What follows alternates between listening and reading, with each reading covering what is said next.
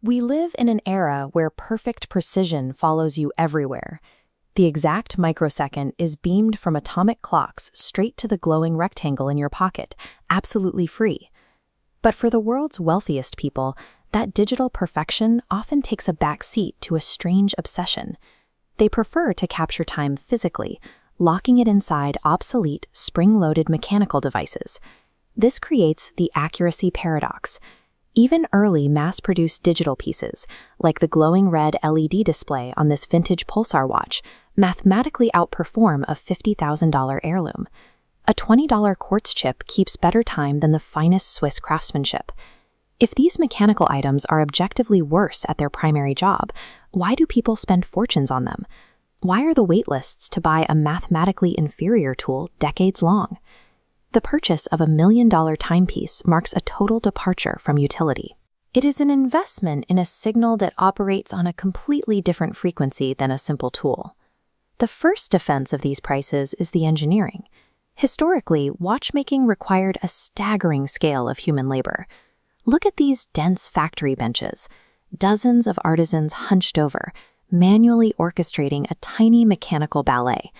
Hundreds of hours of intense manual dexterity assemble thousands of microscopic components. A single slip of those tweezers ruins a month of meticulous alignment.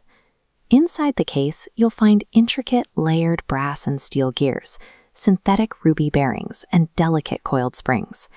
It is a highly complex system that the owner of the watch rarely, if ever, actually sees. All of this extreme engineering amounts to a kind of useless perfection. It is a romantic, deeply irrational expenditure of human labor, pouring thousands of hours into a task that a silicon microchip handles per pennies.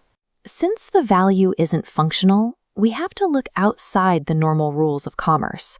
We are entering a dark, isolated space where the traditional, rational logic of supply and demand completely shatters and dies. This chart maps standard economic law. As price goes up, demand drops. The curve slopes downwards. But a luxury watch is a Veblen good. For the ultra-rich, an artificially high price tag triggers desire. The more expensive, the more they want it. Collectors often frame these purchases as a rational financial investment. They argue that while stocks crash and paper money inflates, tangible assets like heavy gold bars or a solid platinum timepiece act as a physical fortress for their wealth. The stratospheric cost isn't a byproduct of the watch's intrinsic value or its materials. In this market, the painful price tag is the actual feature.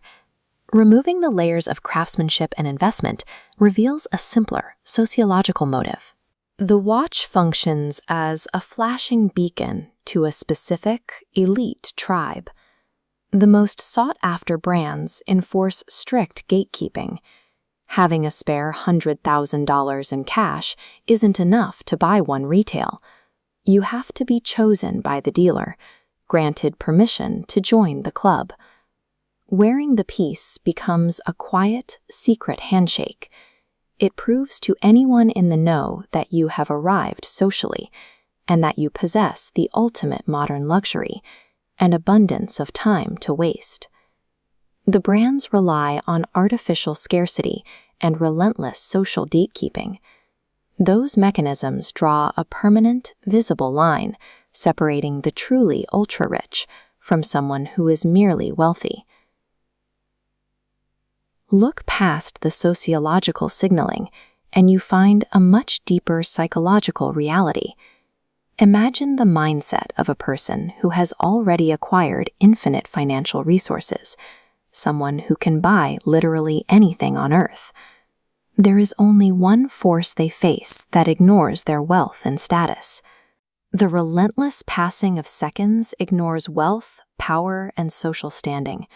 Time is the one and only asset the ultra-rich cannot conquer. It is a thief that cannot be bribed. These mechanical movements act as personal monuments to vanity, a golden psychological defense against the inevitable.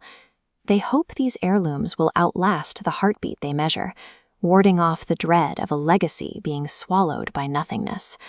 When you see $1 million strapped to a man's wrist, you're looking at the human condition. It is a terrified attempt to pay for a premium front row seat to the end of time.